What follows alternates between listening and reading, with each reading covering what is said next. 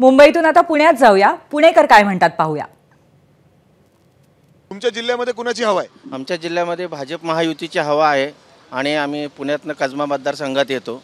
आमच्या कसबा मतदारसंघात जी मागची पोटनिवडणूक झाली त्यावेळेस जे आमचे उमेदवार हेमंत बोरासने थोड्या मताने हरले होते, ह्यावेळेस 100% जास्तीत जास्त बहुमताने ह्यावेळेस निवडून येणार आहेत, आम्हाला 100% खात्री आहे। महायुती 100%, 165-170 जागा महायुतीच्या येतील, हे काळ्या दगडावरची रेग आहे। पूर्ण राज्यामध्ये कुणाची ताकद जास्त वाटते, महाविकास आघाडी का महायुती? महायुती 100% महायुती। लाडकी बहीण आणि अनेक योजना त्यांनी केलेल्या आहेत। एकनाथ शिंदे साहेबांचं काम चांगलं आहे, देवेंद्र फडणवीस साहेबांचं काम चांगलं आहे, दादांचं काम चांगलं आहे, त्यामुळे महायुतीलाच कौल आहे। तुम्ही कुठल्या मतदारसंघातून आहात आणि मतदारसंघात कसबा कुणाची हवा आहे सध्या? हेमंत बोरासने।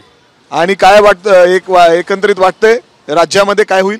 महायुती सरकार कुठलंही येऊ दे, महिलांची सुरक्षा आमच्या दृष्टीने महत्त्वाची आहे। सुरक्षा आणि महिलांचीच अशी नाही, सर्व नागरिकांचीच एकूणच। त्यामुळे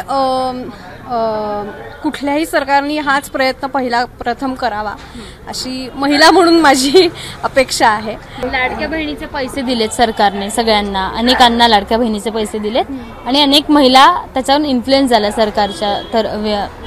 सरकारकडे, त्याबद्दल काय सांगा? योजना हा प्रत्येक सरकारचा एक महत्त्वाचा भाग आहे असं मला वाटतं।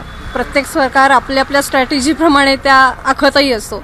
एक सरकार आलं की एक योजना येते, कदाचित ती जाईल सुद्धा, पण चांगल्या उद्देशाने कुठलीही जर आखणी केली असेल तर ती सफल होईल असं माझं पर्सनल मत आहे। महाराष्ट्रामध्ये तर सगळं मिक्स सरकार येईल असं वाटतंय, कारण काही जण त्या बाजूला आहेत, काही जण या बाजूला आहेत। कोणाला कॅन्डिडेट आवडतंय पण पक्ष नाही आवडत आहे, कोणाला पक्ष आवडतोय पण कॅन्डिडेट नाही आवडत आहे। तर आता कसं होईल काय असं सांगता येत नाही, पण असं मिक्स प्रतिक्रिया वाटते मला सगळ्यांची। आणि खरं म्हटलं तर मतदाराचा तर फार काही उपयोग आहे असं वाटत नाही, कारण लोक जाऊन ज्याला मत देतात तोच जाऊन दुसऱ्याची हात मिळवतो आणि स्वतः सरकार स्थापन करतो।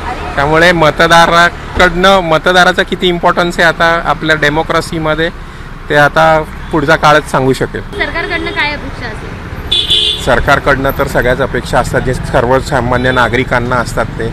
पुण्याचा तर खास प्रश्न आहे तर ते ट्रॅफिकचा इश्यू तर खूपच आहे। एबीपी माझा, उघडा डोळे बघा नीट।